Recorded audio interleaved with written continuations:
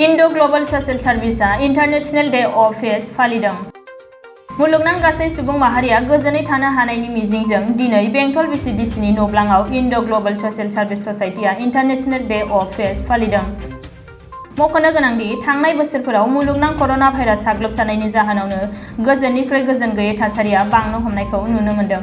विश्व शान्तिनि दिन दिनै जों बेखौ पालन खालामनायनि ओंथियानो जाबाय गासैबो पृथिबियाव गासैबो समाजाव गासैबो देशआव जेन मानसिया गोजोनै थासारि मोननो थानो हायो बेनि थाखायनो बे दिनखौ पालन खालामनाय जायो।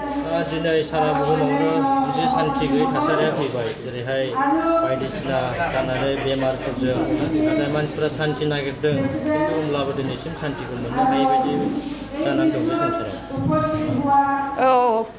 सान्थिया बारानिफ्राय बारा पृथिबियावहाय अशान्तिया बांलांबाय किन्तु बे अशान्तिनि गेजेरावनो जोङो जोंनि गेजेराव सान्थिखौ लाबोनांगौ। बिसेसकै दिनै गाबोन थांनाय बोसोरनिफ्राय बे बोसोरसिमाव जे बेमार आजार कर'ना भाइरास जोंखौ नाख्रेबबाय मानसि जाथिखौ बे कर'ना भाइरासनिफ्राय बासायनो थाखायबो सरकारा जोंखौ जोथोन लागासिनो दं हेफाजाब होगासिनो दं। बेनि थाखायनो सरकारनि थिननाय बायदि नियम नितिफोरखौ जोङो मानिनांगौ आरो बेमारफ्राव जों जेन गोग्लैया न'आव गथ' गथायजों थानाय समावबो आरो न'खरनि गुबुन गुबुन सोमोन्दो ज' थानाय समावबो जोङो बेमार आजार जोंखौ लोगो मोननो हाया बेनि थाखाय जों जानायाव लोंनायाव बेनिफ्राय थानायाव जोङो सांग्राङै साबधानै जोङो थानाया गाहाम। मा सानो जे संसाराव सान्थि लाबोनोबा मा खालामनांगोन? जुदि बे संसाराव जोङो सान्थि लाखिनांगौब्ला बिसेसकै बेमार आजारनिफ्राय रक्षा मोनोब्ला जोङो जोंनि न'खरफ्राव जों सान्थि मोनो। बेनि थाखायनो न'खरखौ जोङो बेमारनिफ्राय बासायनानै दोननो थाखाय जे मबे बिसयाव जोङो बेमाराव गोग्लैगोन बे बिसयनिफ्राय जोङो गोजानाव थानांगौ आरो बिसेसकै अशान्तिया जोंनि फैयो निसा जुक्त जानाय लोंनायनिफ्राय। बेनि थाखायनो बिसेसकै जोङो जोंनि न'खरफोरखौ निसा जुक्त जानाय लोंनायनिफ्राय जोङो गोजानाव दोननो जोङो नाजानांगौ। मानसि जानानै हयथ' निसा जानाय लोंनायाबो सर' जाबाय बेनि थाखायनो बे सर'निफ्राय गावबागाव न'खरनि फिसाफोरखौ बोरै बासायनानै दोननो हागोन बेखौहाय जोङो नाजानाया जोबोद गाहाम। बे प्रग्रामनि गेजेरजों सान्थिनि बागै मा सावरायनाय जादों?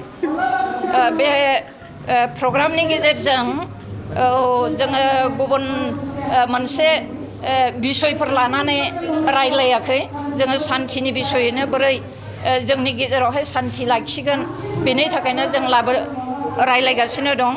ओमफ्राय जात जाथिनि गेजेराव धोरोमनि गेजेराव सासे मानसियाल' सान्थिखौ लाबोनो सेस्था खालामोब्ला बेयो फैमाल जागोन। बेनि थाखायनो पृथिबियाव बा जोंनि समाजाव जोंनि न'खरफ्राव जों जुदि सान्थि मोननो लुबैयोब्ला जों बयबो जों सान्थिखौ नागिरनांगोन आरो जोङो लाबोनो थाखाय सेस्था खालामनांगोन। बिसेसकै जोंनि सान्थिखौ जोङो जोंनि न'खरावनो आरम्भ खालामनांगोन होननानै आं सानो। মানে আজি বিশ্ব শান্তি দিৱস সেই উপলক্ষে আমি আইজি ত্ৰিপুলেছৰ পৰা 2013ৰ পৰা আমি এইটো কৰি আছে পূজাকৰ্মে আমি প্ৰতি বছৰে কৰি আছোঁ। তো এইবাৰ আমাৰ আইজি ত্ৰিপুলেছৰ মানে আণ্ডাৰত কিছুমান ক্লাষ্টাৰ ফেডাৰেশ্যন আমাৰ গঠন কৰা আছে। সেই ইহঁতে এইবাৰ আমি অলপ সহায় কৰিছে আৰু ইহঁতে এইটো আৰু কি গোটেইখিনি পৰ্যায়ক্ৰমে যিখিনি কৰিব লাগে কৰি কিনে ইহঁতে মানে এইটো অনুষ্ঠান আৰম্ভ কৰিছে। ইণ্ডো গ্লোবাল ছ'চাইটিৰ পৰা শান্তিৰ বাবে কি তো আমি শান্তিৰ আমাৰ এটা প্ৰজেক্টে আছে। তো আমি এই হিচাপত শান্তিৰ কাম বহুত দিনৰ পৰা কৰি আছোঁ 2014 চনৰ পৰা। তো আমাৰ গাঁৱে গাঁৱে WPC আছে উইমেন পিচ কমিটি আছে। তো আমি বহুতখিনি মানে ধৰক স্পৰ্টছ বা international peace day international women's day এইবিলাক মানে আমি আগৰ পৰাই কৰি আছোঁ আৰু এইবিলাকৰ জৰিয়তে আমাৰ অঞ্চলত মানে উইমেনৰ জৰিয়তে মহিলাসকলৰ জৰিয়তে আমি লাহে লাহে পিচ আনিবলৈ সক্ষম হৈছোঁ আৰু আমাৰ এই অঞ্চলত বৰ্তমানলৈ অলপ মানে শান্তি বুলি আমি ক'ব পাৰোঁ। আজি প্ৰগ্ৰামত কি কাৰ্যসূচী লোৱা হৈছে?